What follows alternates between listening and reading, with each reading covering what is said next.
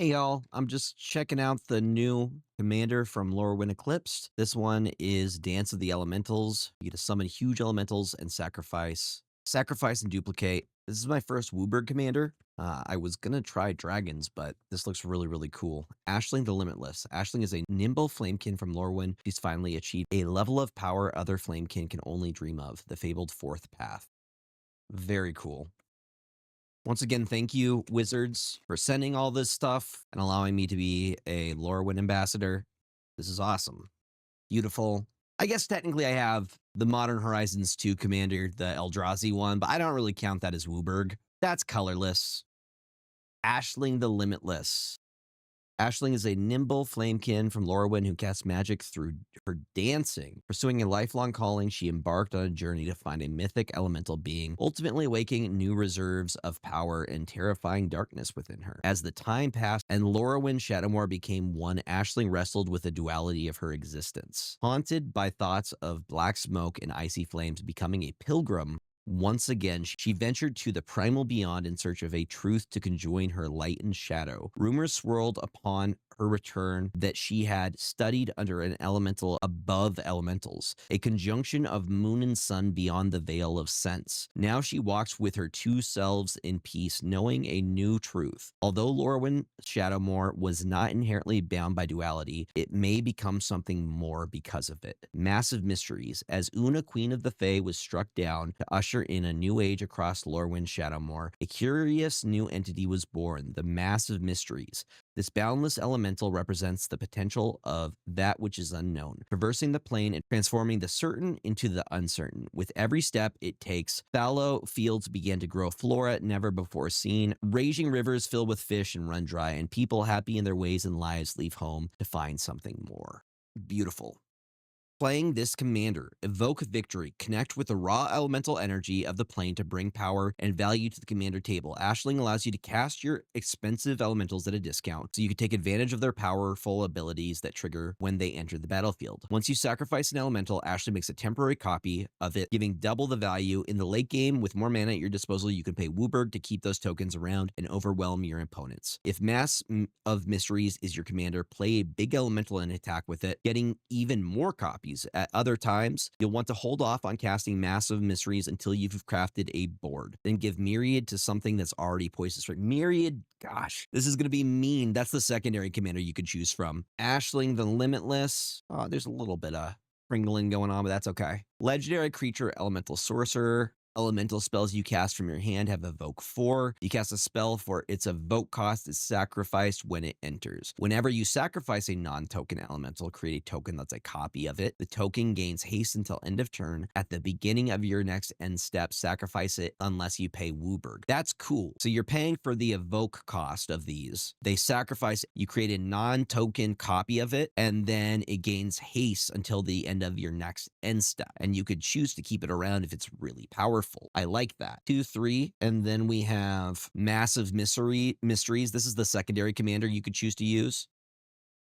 Legendary creature elemental, first strike, vigilance, trample. At the beginning of combat on your turn, another target elemental you control gains myriad until end of turn. Whenever it attacks, for each opponent other than defending player, you may create a token copy that's tapped and attacking that player or a planeswalker they control. Exile the token at the end of combat. Elemental Spectacle is our sorcery. Vivid, create a number of 5/5 red and green elemental creature tokens equal to the number of colors among permanents you control. Then you gain life equal to the number of creatures you control. Wait a minute. Equal to the number of colors among permanents you control. So the max number of colors you could have would be 5. So you could potentially create 5/5 elemental creature tokens, which is awesome in and of itself. And then you gain 1 life. So it's also life gain. Springleaf Parade. When this enchantment enters, create X 1/1 colorless shapeshifter creature tokens with Changeling. They're every creature type. Creature tokens you control have tap, add 1 mana of any color. color. So the changelings work as mana dorks. So you could pay however much plus 2 green to create that many mana dorks. That's pretty cool. I like the changelings. I like the shapeshifters. Jubilation, creature elemental incarnation. When this creature enters, creatures you control gain +2/+2 and gain trample until end of turn. Encore, 7 and 2 green. Exile this card from your graveyard. For each opponent, create a token copy that attacks that opponent this turn if able. They gain haste. Sacrifice them at the beginning of the next step. Activate only as a sorcery. These are a lot of really big creatures. That's pretty good though. I mean, that could +2/+2 and trample could do a lot of damage if you're near the late game. And the Encore, Impulsivity. They made a card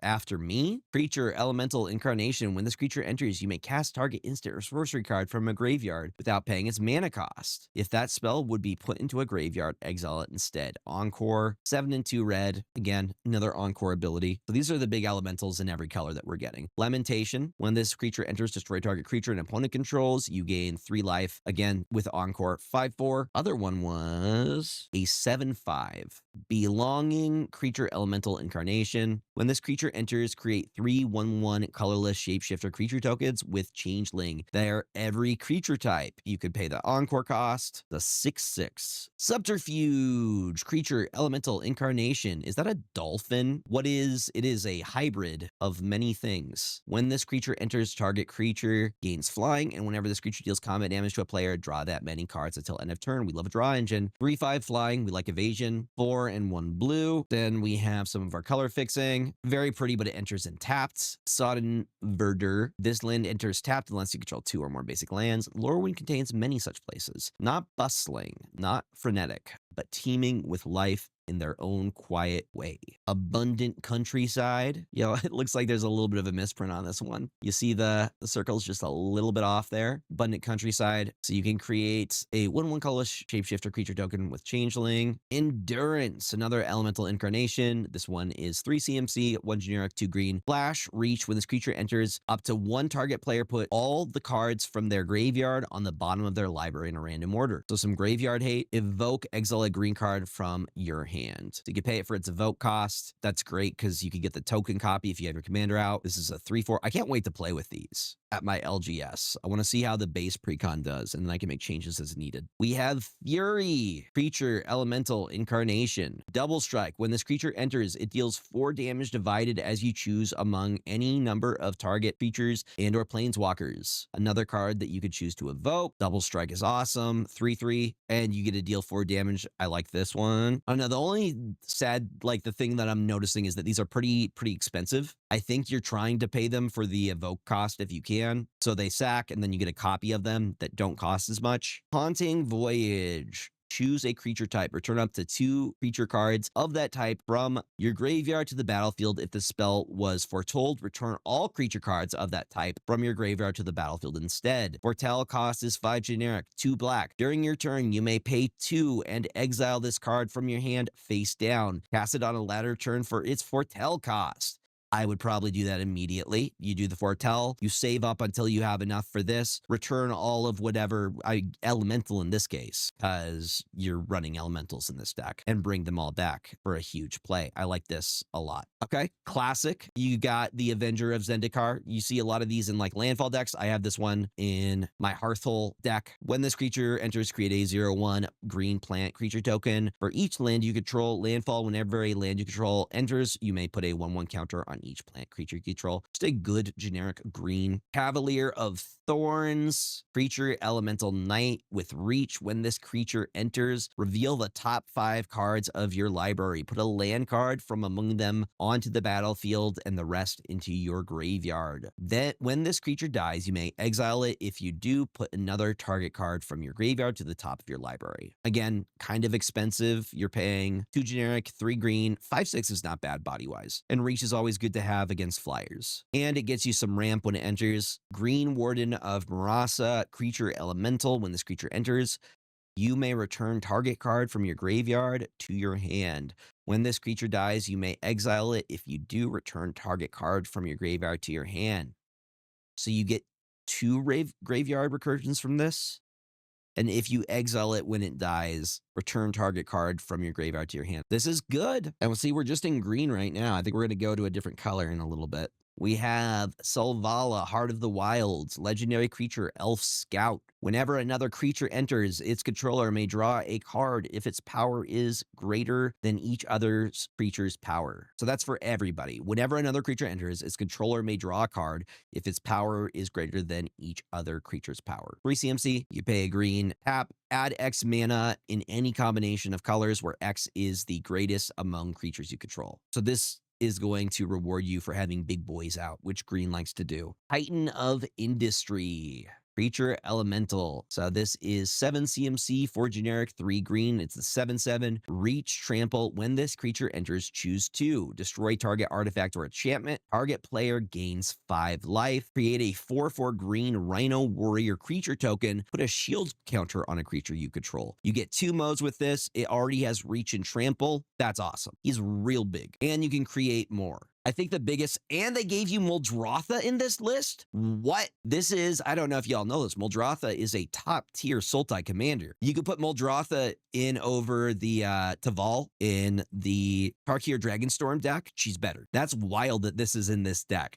During each of your turns, you may play a land and cast a permanent spell of each permanent type. This is where the value is for this card. From your graveyard. If a card has multiple permanent types, choose one as you play it. And Kindred is its own type, just so y'all know. I don't know if there are going to be Kindred spells, but you could choose that as your type as it enters. So cool. Okay, you have Omnath, Locust of Rage. This is another good landfall card. Whenever a land you control enters, create a 5/5 red and green elemental creature token. Whenever Omnath or another elemental you control dies, Omnath deals 3 damage to any target. Great landfall card. He is a little bit expensive, but really just the landfall trigger, getting a 5/5 elemental from it. And it works with what our deck is trying to do. Yarok the Desecrated. Elemental Horror. Has Death Touch, Lifelink. This is another Sultai card. It is 2 generic, 1 black, 1 green, 1 blue. So 5 CMC overall. Death Touch, Lifelink is a 3/5. The permanent entering causes a triggered ability of a permanent you control to trigger. That ability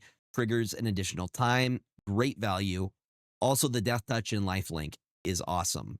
Yarok grieves within the waste of Bala Ged's corrupted land. Lament for Bala Ged, stanza 1. They're giving us the other Omnath as well. Omnath comes in many colors. Omnath, the Locust of the Royal, legendary creature elemental. When Omnath enters, it deals damage to any target equal to the number of elementals you control. Landfall, whenever a land you control enters, put a 1/1 counter on target elemental you control. If you control 8 or more lands, draw a card. We got both of them. We got both Omnaths. All the Omnaths. Timeless Lotus. Ooh. Timeless Lotus enters tapped. You can tap it to add Wooburg for 5. That's totally worth it. Urza exploited nature to power his war machines. In time, nature exploited his war machines to renew itself. Shatter the Sky. This is a sorcery. Each player who controls a creature with power 4 or greater draws a card. Then destroy all creatures. Oh yeah, my pod's gonna love this. Yeah, we love a white sorcery that just destroys everything. I mean, at least it's not land destruction, right? When the gods go to war, mortals pay the highest price. We have Hoofprints of the Stag. I used this in, this was in my Bloomborough Precon with Miss Bumbleflower, one of my favorite Precons. Whenever you draw a card, you may put a Hoofprint counter on this enchantment. Pay 3, remove 4 Hoofprint counters from this enchantment. Create a 4/4 white elemental creature token with flying. Activate only during your turn. Good value. We like it. And we have Slither Muse. Creature elemental. When this creature leaves the battlefield, choose an opponent. If that player has more cards in hand than you, draw cards equal to the difference. 4 CMC, 2 generic, 2 blue. The 3/3, you can pay its evoke cost for 4. You may cast a spell for its evoke cost. If you do, it's sacrificed when it enters. Descendant's Fury. Descendant's Fury enchantment. Whenever 1 or more creatures you control deal combat damage to a player, you may sacrifice one of them. If you do, reveal cards from the top of your library until you reveal a creature card that shares a creature type with the sacrificed creature. Put that card onto the battlefield and the rest on the bottom of your library in a random order. So for 4, this lets you sacrifice an elemental to get a free elemental. So you just swap out a lower cost elemental and it just says it enters the battlefield. Put the card onto the battlefield and the rest of the bottom order. Doesn't enter tapped. You got to have some kind of removal removal. Blasphemous Act is a good one for red. Costs 1 less to cast for each creature on the battlefield. Deals 13 damage to each creature. Usually is a wipe. We have Cream of the Crop. The cream of the crop. Whenever a creature you control enters, you may look at the top X cards of your library where X is that creature's power. If you do, put one of those cards on top of your library and the rest on the bottom of your library in any order. So it seems like this deck has a lot of enchantments, a lot of elementals. Kindred Summons, 5 generic, 2 green. Choose a creature type, reveal cards from the top of your library until you reveal X creature cards of the chosen type, where X is the number of creatures you control of that type. Put those cards onto the battlefield, then shuffle the rest of the revealed cards into your library. I feel like this deck can get out of hand. Now, my question is about the mana base. Like, are you going to be good? Usually the mana base is the biggest problem in Precon Commanders. You usually got a mana fix. Bane of Progress. When this creature enters, destroy all artifacts and enchantments. Put a 1/1 counter on this creature for each permanent destroyed this way. And it is 4 generic, 2 green. It is a 2/2. It grows. Put a 1/1 counter on this creature for each permanent destroy this way. So it's basically artifact and enchantment board wipe. And that's wild. That's really cool. We have a Realm Walker, Changeling. This is a shapeshifter. 2 generic and a green, 3 CMC, 2/3. As this creature enters, choose a creature type. We're probably going to choose elemental. You may look at the top of your library anytime. You may cast creature spells of the chosen type from the top of your library. A Return of the Wild Speaker. This one is I think it's in the Eldrazi Precon. Maybe I added it. I'm not sure. So it is 4 generic and a green. Choose 1. Draw cards equal to the greatest power among non-human creatures you control. Non-human creatures you control get +3/+3 until end of turn. We have Fabro Elder, creature, tree folk, druid, vigilance. This creature gets +1/+1 for each color among permanents you control. For each color among permanents you control, add 1 mana of that color. Fairies trade trinkets for tails, growing their knowledge and his collection. This is 1 generic, a green, and a white. So the more colors among permanents you control, effectively this could become for each color among so 5. 5 would be the biggest. And it is a mana dork that you can tap for additional. That's not bad. So you could become up to a 5/5 and could tap for 5 of each color. That's a pretty cool mana dork. We have Vernal Sovereign, creature, elemental elk. Whenever this creature enters or attacks, create a green and white elemental creature token with this token's power and toughness are equal to the number of creatures you control. This one is 4 generic, a green and a white. It is Spring Incarnate. It's gentle warmth, chasing away the last of winter's bite. And it is a 4/4. Whenever this creature enters or attacks, create a green and white elemental creature token with this token's power and toughness are equal to the number of creatures you control. This thing could be big trouble, especially if you have a really, really wide board state. Horde of Notions. It costs Wooburg, Vigilance, Trample, Haste, Wooburg. You may play target elemental card from your graveyard without paying its mana cost. You can pay Wooburg at instant speed, play target elemental card from your graveyard without paying its mana cost. Even the oldest tree folk was but an acorn when Lorwyn's first mysteries were born. Maelstrom Wanderer, legendary creature elemental. Creatures you control have haste, cascade. When you cast this spell, exile cards from the top of your library until you exile a non-land card that costs less. You may cast it without paying its mana cost, but the exile cards on the bottom in a random order, then do it again. People do not like cascade. Also, creatures you control, that's a static effect, have haste. This is the 7/5, 5 generic, green, blue, red. We have Jagantha, the Wellspring, 4 generic, a red or a green, legendary creature, elemental elk. Companion, no card in your starting deck has more than one of the same mana symbol and its mana cost. If this card is your chosen companion, you may put it into your hand from outside the game for 3 as a sorcery. You can add white, blue, black, red, green. This mana can't be spent to pay generic mana costs. Chromatic Lantern, a classic, just good for mana fixing. Yeah, lands you control have add 1 mana of any color, which we want fixing in this deck. Primal Beyond, as this land enters, you may reveal an elemental card from your hand. If you don't, this land enters tapped. Add colorless, add 1 mana of any color. Spend this mana only to cast an elemental spell or activate an ability of an elemental. Raging Ravine, this land enters land enters tapped, you can pay 4 until end of turn. This land becomes a 3/3 red and green elemental creature token. With whenever this creature attacks, put a 1/1 counter on it. It's still a land. It's until end of turn though. Exotic Orchard. Usually you find these in every single precon. We have a Flamekin Village. As this land enters, you may reveal an elemental card from your hand. If you don't, this land enters tapped. Add red. You pay red and tap this. Target creature gains haste until end of turn. Path to Exile. Exile target creature. Its controller may search the library for a basic land card. Put that card into the battlefield tapped, then shuffle. Looks like we've gone through all the rares and whatnot. So we have a Null Drifter flying. When this creature enters, draw 2 cards. You can pay its evoke cost, which I would probably do because you just use this for the card draw. Make a token that's a copy of it with your commander. Reality Shift instant. Exile target creature. Its controller manifests the top of their library. That player puts the top card of their library into the battlefield face down. It's a 2/2 creature. If it's a creature card, it can be turned face up anytime for its mana cost. Shriek Maw. Shriek Maw, creature elemental. It is 4 generic, 1 black. Fear. This creature can't be blocked except by artifact creatures and or black creatures. When this creature enters, destroy target non-artifact, non-black creature. You can evoke for 2. You may cast this spell for its evoke cost. If you do, it sacrifice when it enters, which is what you want to do with your commander out. A lot of these, you're just the big creatures, you're paying the evoke cost, getting a token that's a copy for way less. We have Shimmer Creep. Creature elemental, 4 generic, 1 black. Menace. This creature can't be blocked except by 2 or more creatures. Vivid. When this creature enters, each opponent loses X life and you gain X life, where X is the number of colors among permanents you control. It lurks near the borders, harvesting loose thread of wild magic where the planes meet. Looks super creepy. We have a Flame Braider. Creature elemental bard. Add 2 mana in any combination of colors. Spend this mana only to cast elemental spells or activate abilities of elemental sources. You seek guidance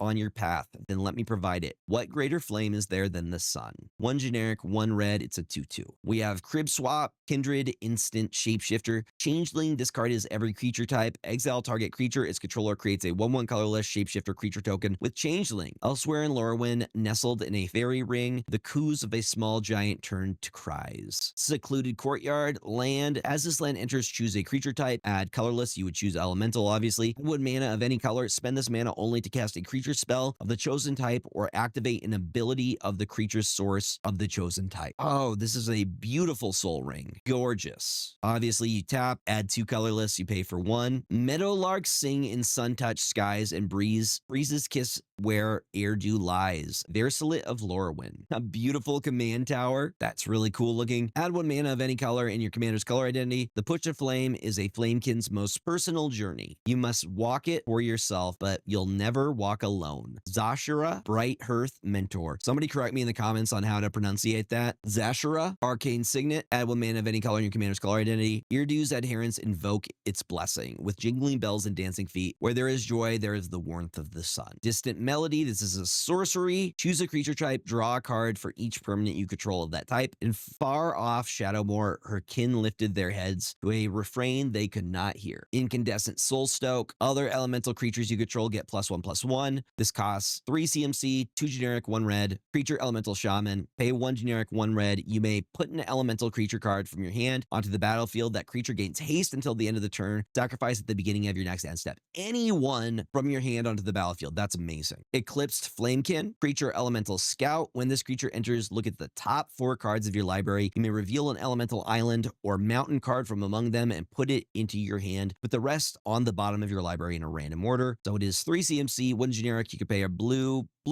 or red, or a combination of. Creature elemental scout. When this creature enters, look at the top 4 cards of your library. You may reveal an elemental, island, or mountain card from among them. Put it into your hand. Put the rest on the bottom of your library in a random order. It is a 1/4. Foundation Breaker. Creature elemental. When this creature enters, you may destroy a target artifact or enchantment. Pay its evoked cost. So this is normally 3 generic, 1 green, 4 CMC. The evoke is 2 CMC, 1 generic, 1 green. You may cast a spell for its evoke cost. If you do, it's sacrificed when it enters, which you want to happen. The 2/2, Castle finally got vengeance for enduring years of royally bad taste. So you could do this to destroy 2 target, like an enchantment or an artifact. When you pay for its evoke cost, it comes back in as a token. We have Garruk's Uprising. When this enchantment enters, if you control a creature with power 4 or greater, draw a card. Creatures you control have trample. Whenever a creature you control with power 4 or greater enters, draw a card. There's a lot of good draw draw engine cards, I'm noticing. We have Risen Reef. This is a creature elemental. Whenever this creature or another elemental you control enters, look at the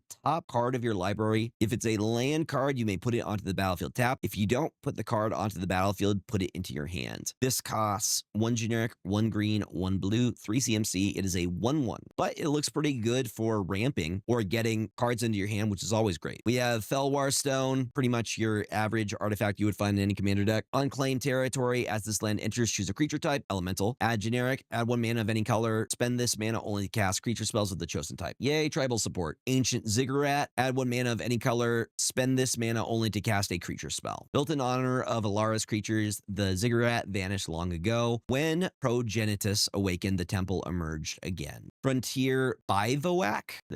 I said that way wrong. This land enters tapped. You can add green, blue, or red. With a warm fire and fresh catch, Temur hunters find respite in even the coldest climates. Sandstep Citadel. This land enters tapped. Add white, black, or green. The most important part of a stronghold isn't its armaments or its walls. It's the reason people have to defend it. Gavar Barzil, Brumar Captain. So we're getting to the lands now. We have Savage Lands, so lots of ways to generate colors, so mana fixing. This is good, even though these all enter in tapped, so not the best. It's not access to immediate mana fixing. You can add black, red, or green. Jund is a world as cruel as those who call it home. Their brutal struggles scar the land even as it carves them in its image, a vicious circle spiraling out of control. I love Jund. Jund is so much fun to play. Opulent Palace for Sultai colors. This land enters tapped. Add black, green, or blue. The people must know that the former seat of their oppression is cleansed. Throw open Karsi's gates and let them see for themselves Codis the Fangkeeper. Seaside Citadel. This land enters tapped. For wisdom's sake, it was built high to gaze on all things. For glory's sake, it was built high as a testament of power. For strength's sake, it was built high to repel all attacks. Jungle Shrine. This land enters tapped. Add red, green, or white. On Naya, ambition and treachery are scarce, hunted nearly to extinction by the ode to terrestrial god. Naya is also a very fun color combo. Okay, we got some. Okay, I think we're down to our basics. Creature Smoke Braider. 1 generic, 1 red, add 2 mana in any combination of colors. Spend this mana only to cast elemental spells or activate abilities of elementals. Be silent and listen to your inner fire. Only then can you walk the path of flame. Ingot Chewer, creature elemental, 4 generic, 1 red, 5 CMC. When this creature enters, destroy target artifact. You can evoke for 1, the 3/3. We like the low evoke cost. Elementals are ideas given form. This one is the idea of smashitude. We're smashing in. Fertile Ground, enchantment aura. Enchant land. Whenever enchanted land is tapped for mana, its controller adds, in addition, 1 mana of any color. That's awesome. The true strength of nature is not the raging storm or the charging rhino, but the inexorable vitality of life. For 2, it lets you tap for an additional mana. Abundant Growth, enchantment aura for 1 green. Enchant land. When this aura enters, draw a card. Enchanted land has add 1 mana of any color. Lots of ways to mana fix. Kodama's Reach. Sorcery Arcane. Search your library for up to 2 basic land cards. Reveal those cards. Put 1 onto the battlefield tapped and the other into your hand. Then shuffle. The land grows only where the kami will it. Dawson the Falling Leaf. Gotta have a Cultivate. 2 generic, 1 green. Search your library for up to 2 basic land cards. Reveal those cards. Put 1 onto the battlefield tapped and the other into your hand. Then shuffle. All seeds share a common bond calling to each other across infinity. Path of Ancestry. Another super common one. Thriving Grove. Add green or 1 mana of the chosen color. You choose the mana as it enters. Thriving Heath. This land enters tapped. As it enters, choose color other than white. Same thing. Thriving Isle. Opal Palace. Add colorless. Pay 1 to tap. Add 1 mana of any color in your commander's color identity. You spend this mana to cast your commander. It enters with a number of additional 1/1 counters on it, equal to the number of times it's been cast from the command zone this game. Thriving Bluff. Thriving Moor. I think we're down to the basics.